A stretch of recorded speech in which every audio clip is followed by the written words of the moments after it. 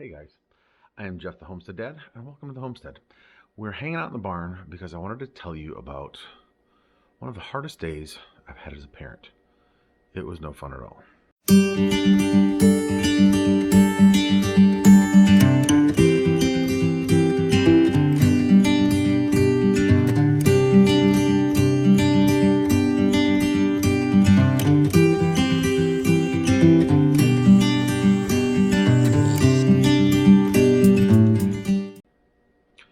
So, last Thursday, 4 days ago now, it was early in the morning. I think our 2-year-old had woken me up in the middle of the night, hadn't slept a whole lot, and about 5 o'clock in the morning, Jacob, our oldest, came into our room and was complaining of like pain near his stomach, lower than his stomach. So my wife got up and kind of examined him, kind of pushed on his belly, and it was pretty painful. He was reacting, and with kids, it's hard to tell, exactly how much of it is actual pain and how much of it is just discomfort on their part. But it was in the location where you say you should go get it taken care of and check it out and make sure it's not appendicitis. So 5 o'clock in the morning, I got up and I took Jacob to the hospital. We got there, by the time we got dressed and stuff, we probably got there between 5:45 and 6 o'clock. And walk in and you register him, and I needed to go park the car because I had gotten him out and got him in. And actually, I'd already parked the car. I needed to take my pocket knife. There was a security guard there who was like, "Hey, Dad, you need to go, put your pocket knife back in the car." So I walked out to the car, put my pocket knife in the car, came back in, and Jacob was already in a room. He was gone. So I was like, "Wait, what?" Fortunately, I kind of went over towards the door, and then the nurse opened it up, and they were just taking vitals. We went back out and sat in the waiting room for maybe, I don't know, 5 minutes, not for very long, before we got put in a room in the emergency room, or the emergency waiting area. And then another set of nurses and doctors came in and took some blood work. They took a vial of blood, took a urine sample, and set him up with an ultrasound. So I don't know how long we were in the room. My timeline for the whole time was blurry. It was off. I can tell you when we got home and when we left, but we left at 5 o'clock or 5:30 in the morning. So at some point after that, they came in and they kind of, said, "Where does it hurt? Is it radiating here?" And so they took the blood work and the urine sample, and then when we went in for the ultrasound, they tried to look for the ultrasound in his abdomen for his appendix. Apparently, appendix. So let me backstep. So when he was asking, like, "Hey, Dad, what's an appendix for?" I was like, "I don't know." And I consider myself a relatively educated man, so I Googled it, and it's not for anything. They say it doesn't do anything. They're not sure why it's there. Pretty much at this point, it's just there to cause trouble, which is what it was doing at this point. So the ultrasound, they did 2 different ultrasound tests. One of them was clear. The other one, they could not find his appendix. So went back in, waited for the results for, the urine and the blood test. And both of those tests actually came back as there was no elevated white cell count. There was no sign of infection. And if the appendix was, if there was an infection in the appendix or something like that, you would think typically those numbers would be up. So at some point between the ultrasound and when we got the results back, the peds ER opened up. So they moved us from the adult ER to the peds ER. And so we were in a different room.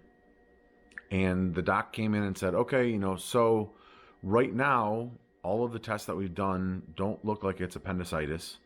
We're going to do one more test. We're going to do an MRI to kind of try to rule out appendicitis as a problem. So we're gonna, schedule that. So I think they got that scheduled for 10:30 or 11, if I remember correctly. So by this time, my mom had come over to watch the kids to our house, and my wife had come down to the hospital, which is great because she's in the medical field, and when they're talking about stuff, it just helps to know what they're talking about. So we took him down to the MRI, and MRI is magnetic resonance imaging, I believe. It's one of those machines that goes ding, ding, ding, ding, ding, ding, ding, ding, ding, ding, ding, and they put you in a tube, and it's really loud, and you have to stand really still, and you can't have any metal on you and all that stuff because it's a big old magnet. But we couldn't be in there with him. So we walked him to the prep area for the MRI, and then they wheeled him back, which is hard as a parent. He's not an adult. So anytime they're taking him to do a test and you can't be there to, not that he needs his handheld, he's 15 years old, but I mean, it's not a routine thing. It's a scary situation for him. So it was a little bit hard for us to try to take my mind off of things. I went and got my wife something to eat. I hadn't eaten any breakfast, so there's a little cafe in the hospital. I went and got myself something, and I got my wife coffee, and then came back, and we waited, and they said, okay, he's done. You can head back to the room in the Peds ER. So we headed back there and found something on TV for him to watch to try to take his mind off of it, and he was able to call one of his friends and talk to them for a little bit. And then they came back and said, hey, I think this was about 11 o'clock. They came back with the results, between 11 and noon. And said, well, the MRI was conclusive. We found your appendix, and it is inflamed, and it needs to be taken out. So at that point, at least I went from thinking, well, all these tests are pointing towards it might be, musculoskeletal, something that just, he's stretched or turned or tweaked or something in basketball and needs some time to heal, to my son has to go into surgery now. That's not a good feeling as a parent. So he was pretty bummed. This was Thursday. We were supposed to go to co-op that day. Obviously that was not happening. And it was the last day of that semester for co-op, so he wasn't getting to see all of his friends. And he had swim. There was a game Thursday night, a basketball game Thursday night. He had some championships on Sunday. So, his first question to me is, so the doctor says this and says, a surgical resident's going to come down and talk to you, and then maybe the surgeon will come down and talk to you and, give you all the details. So that doctor leaves the room, and Jacob's first question is, well, how long does that put me out of everything? So, Google it, and it says about 2 weeks of not doing anything, like not lifting anything over 10 pounds. And then after that, you can kind of start to do some stuff, but no true physical activity for at least 4 weeks. So the surgical resident came down and kind of confirmed that, said the schedule was relatively open. So the only question was, as he's not an adult, they need to figure out if he needed to be transferred to the Children's Hospital in Ann Arbor or if they were going to handle it there. Now, you guys know Jacob is a pretty big kid. He's 6'1" and probably like 180.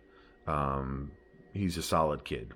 So the hope was, the surgical resident was going to talk to the doctor after seeing him and that they would be okay with doing it there. So we didn't have to transfer everything over and move, and that would just be one more thing to do. So she also confirmed that, yep, probably 2 weeks without doing anything. Maybe in a month, you'll be able to be back to full contact basketball and stuff like that, which is still a very short period of time. The surgery is going to be laparoscopic. It was a fairly routine surgery as surgeries go. So she talked to the surgeon. Since he was bigger than a lot of adults, they were fine with doing it in the hospital. So at that point, they moved him up to a surgery pre-op room. Now, I think I had posted on Facebook in the morning, hey, Jacob and I are at the hospital. Would really appreciate prayers. We're not sure what's going on, but we could definitely use prayers.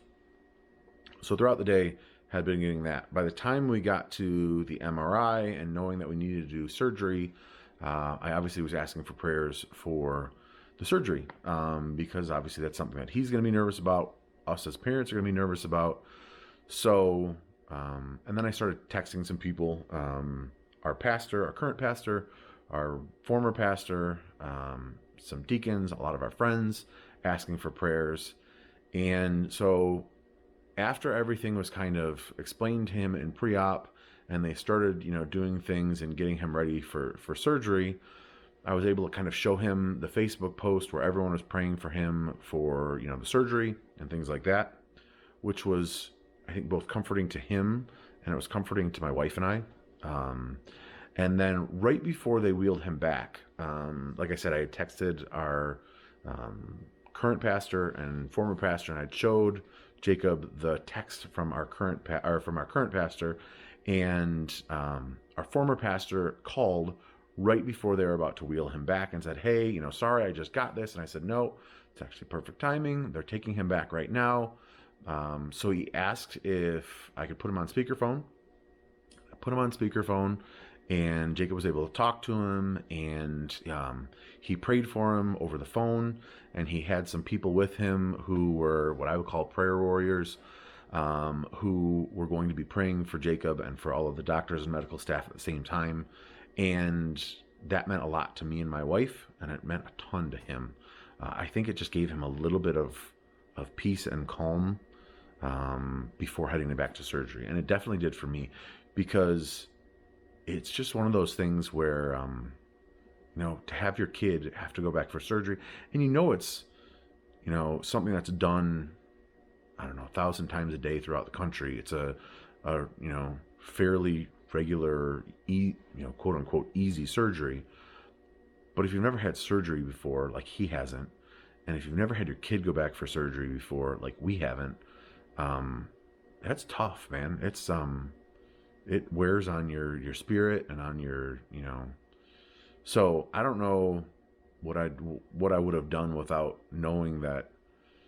I was comforted by the fact that our Lord, our God, created him, Jacob, our son, for us to take care of.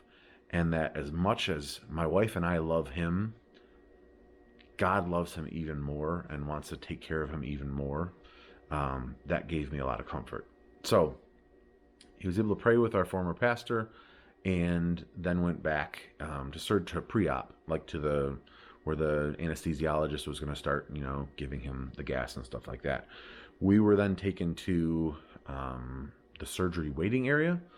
So we kind of got set up there. Our phones were starting to die and things like that, because I had been sending texts to family members and coordinating with my mom and dad, because they were helping watch the rest of the kids, ordering pizza for dinner and stuff like that.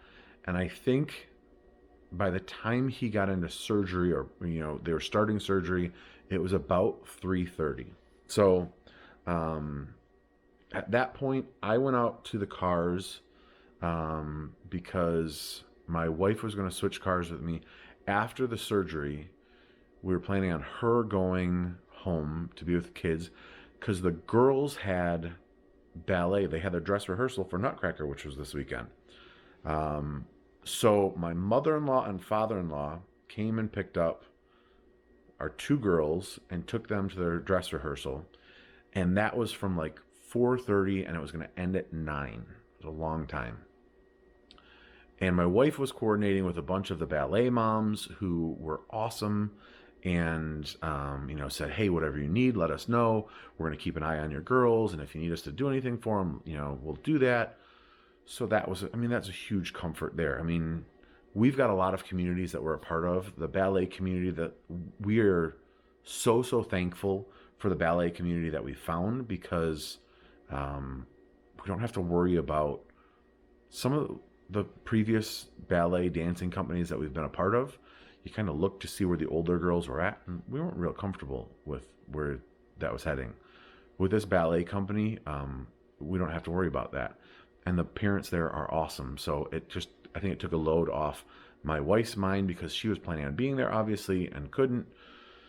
So she was coordinating with that. I was coordinating with my mom.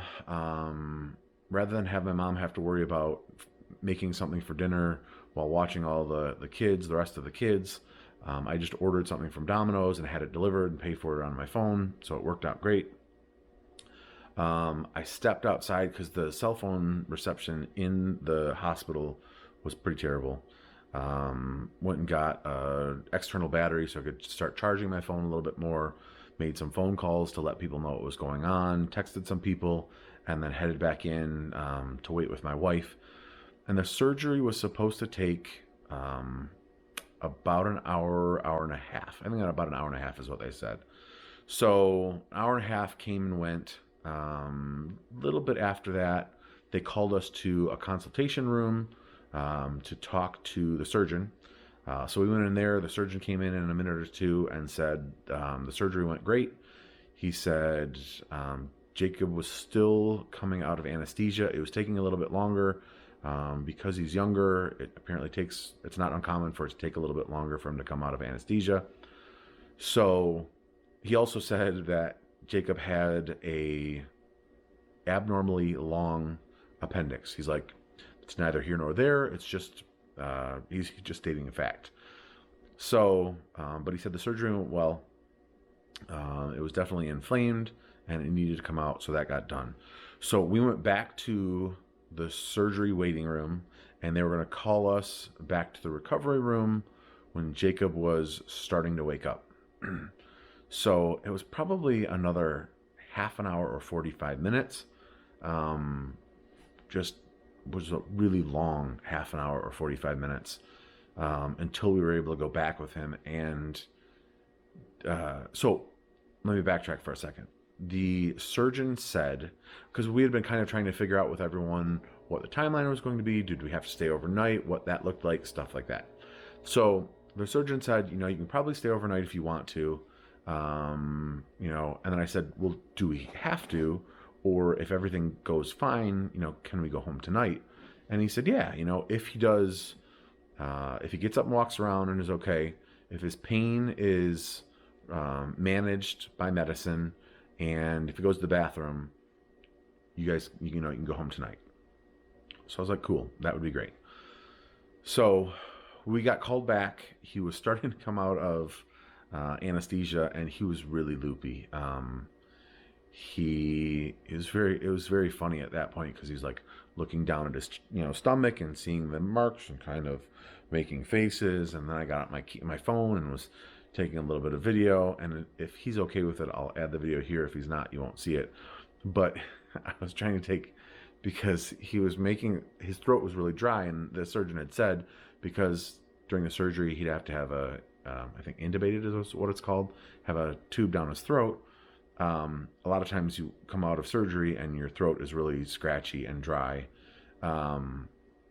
So he was going, it was pretty amusing. And I was able to laugh because he was out of surgery and he was fine.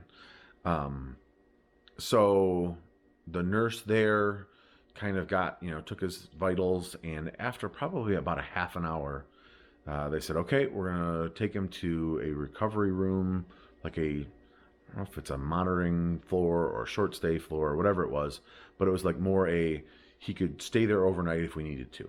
So we went to that floor and got him set up there. And at that point, my wife said goodbye to us, and she went home to relieve my mom.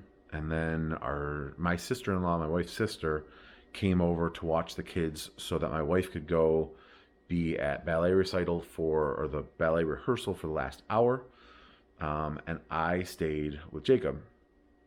So it was at this point that Jacob really started to become aware of what was going on again, and kind of remember things. And he when we started talking, he's like, when did Mom leave? Did she leave when we were down there or here? And he obviously coming out of sedation, he was a little bit hazy on the details, but he hadn't been able to eat all day long because they didn't want to have anything on his stomach in case they needed to do surgery. So he had gotten several liters of IV fluids, but he hadn't had anything to eat. So by the time he started to get his appetite back, fortunately, they were able to order him dinner. So they ordered him chicken noodle soup and a grilled cheese sandwich. In the meantime, they had a snack room on the floor, and they brought down a Jello and something for him to drink. I think just ice water to start. So he sucked down the Jello and was like, "Dad, can I have another?" So I went down and got him another. By the time we were done, I think he had gone through 6 of those Jello cups. He was really hungry. Then the dinner came, and he slurped down the soup and ate the sandwich. And then they had turkey sandwiches in the snack room, and I got him one of those. You could tell he was a growing boy who was really hungry because he didn't have anything in his stomach. So Payne was doing okay. I think they had given him I don't even remember what they gave him. It was a strong medicine. It was a narcotic controlled substance, that type of medicine, which helped. And then after that, several hours later, they gave him some ibuprofen, I think. In the meantime, we watched some basketball, kind of hung out. He talked to his friend again, was able to get up and go to the bathroom. I think, and I kind of told him when he was standing there going to the bathroom, I was like, don't lock your knees because you're going to, restrict the flow of blood. So like if you get nervous and you're on stage, I don't know how many of you have gotten on stage, but I've had people near me lock their legs when they're nervous, and the blood kind of shuts off a little bit and they pass out. So after surgery, he was, it took him a little while to get things going, and he said he started feeling a little lightheaded. So got him back to the bed, had him sit down, got his blood flowing again. And then later on, we were able to go for a walk. And I think Jacob was thinking, well, I've never been through surgery before. Let's just stay here tonight. In case something happens, let's stay here tonight. So if that's what he wanted to do, I was fine with that. But then another surgical resident came down and kind of looked at him and said, well, you look good. The surgery was great. Your pain seems to be well handled. You've done all of these things that you're supposed to do with the walk and stuff like that. You should go home. And pretty much said, go home. He said, if you really want to stay, that's fine. But he said, if it was me, I'd go home. He said, and he pretty much said, there's bugs and infections and stuff in hospitals. Your health, we've done all we can do for you at this point. You're going to be sent home with medicine to manage the pain. Go home so you don't get an infection or something like that. So it took a little while for that to kind of resonate with Jacob, but finally it did. We hit all those landmarks and they let us go home. So we got home, I think about 11:45, 11:30, 11:45. The rest of the family was asleep. They had, I think, Joshua and my dad and my wife, maybe. Jacob had a loft. If you guys had seen back months ago, he built a loft. And obviously we didn't want him climbing up onto the loft and having to get down and stuff like that. So they had pulled his mattress down into the floor so he could lay there. He was still pretty uncomfortable. So trying to get the right elevation with a bunch of pillows and things like that was difficult. And I think he was just nervous too, because he had never had surgery before and he didn't know what to expect trying to sleep. So got him set up the best I could. And then I went and did some things in the office that I needed to do for that day and went to bed. And I think, about 12:15, 12:30, my phone rings, and because I had given him the phone so he could call if he needed to. Calls me, I go in there, he wasn't feeling well. I think at that point, we had gone with, he'd had ibuprofen more recently, so we went to Tylenol. Tried to help him get, comfortable. Went back to my room. 15 minutes later, he called again. So until about 2 o'clock, he had just not been able to get comfortable enough to sleep. I knew he was exhausted because he had been up really early and we'd had a long day. So I knew it was just a matter of getting him to sleep, but it took a while. Once he went to sleep, I think around 2 or a little bit after 2, he slept for a good long stretch. I think he ended up waking up maybe at like 9 or 10. So I got to sleep until 8 or 9, I think, which was nice. My wife had juggled some things around, so she didn't have to go into work right away in the morning. She had to do some other stuff in the afternoon, but it all worked out, and that's kind of where we're at. So we've got to go back and see the doctor in about a week and a half. Hopefully in 2 weeks. We have a friend who had said, oh, her son was cleared to play football 2 weeks after his appendectomy. I was like, well, that would be cool because we don't have a long bench on our basketball team, but we're kind of thinking at this point it's going to be a month. We'll make it through. Obviously, he's really bummed out that he's not going to be able to swim for a month, but with the championships just being today, there is a month-long break. So he's not going to, aside from missing championships, which he was bummed because he was hoping to finish, in the top 5 in all of his races, he won't miss any more practice. So that's good. With regards to basketball, he's going to miss some games, but there's a Christmas break in there. So honestly, as things go, it probably is a good, quote unquote, good time to have this happen. And he'll be back by a big tournament that we go to down in Indiana. Also, if things hold, he can't do anything for 2 weeks, but after 2 weeks, he can get back to exercise and cardiovascular exercise. So he can come out here and run on the treadmill and the bike and stuff like that. And maybe even do some light weights. So hopefully he's not totally out of shape when he starts playing again. Like if he's got a 2-week buffer where he can't practice and play, but he can exercise, that would be great. So I would greatly appreciate your prayers for him, for just his attitude as he kind of finds his way through this. And it's not fun. I can't imagine being laid up and not be able to, like, he can't even lift his baby brother right now. His baby brother probably weighs 20, 21 pounds. So, and he likes hanging out with his baby brother and holding him. He doesn't like changing diapers, but he likes holding him, which is very helpful for me and very sweet. But he can't do that. So all of those things, in fact, we went to church today and he went to go help his sister out of the car. And I'm not sure he really lifted her as much as he did kind of like controlled fall, helped pull her out of the car. But my wife and I kind of chided him because it's, he said, hey, you can't do that. We know that those are things that you think you should be able to do, but we don't need setbacks. You don't need setbacks. So please pray for him that he can make it through these first couple weeks and he heals quickly. He's young and he's healthy, so hopefully he does. That there aren't any complications with regards to stitches or infections or anything like that. And that we just find our way through these next weeks and months with our family. I appreciate you guys and your prayers. One last thing I want to leave you with.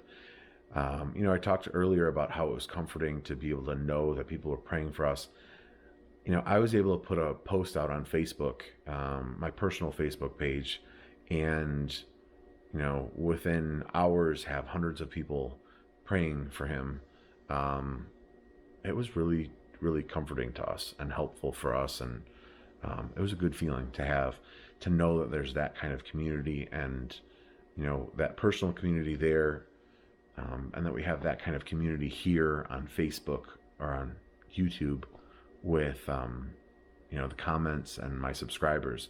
So I really appreciate you guys. I appreciate the care that you have for our family.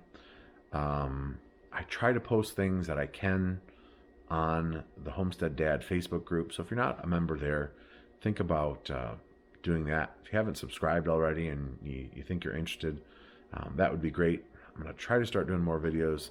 Things have obviously been crazy, but I'm going to try to do a better job of that. So thank you guys so much for listening. If you guys have gone through an appendectomy, or you've had a child go through an appendectomy, or if you've had a surgery with your child, please leave it in the comments below. Building that community and kind of knowing where people have come from is It's nice. So God bless you guys and your family. He's definitely blessed our family. And I'll see you guys in the next video.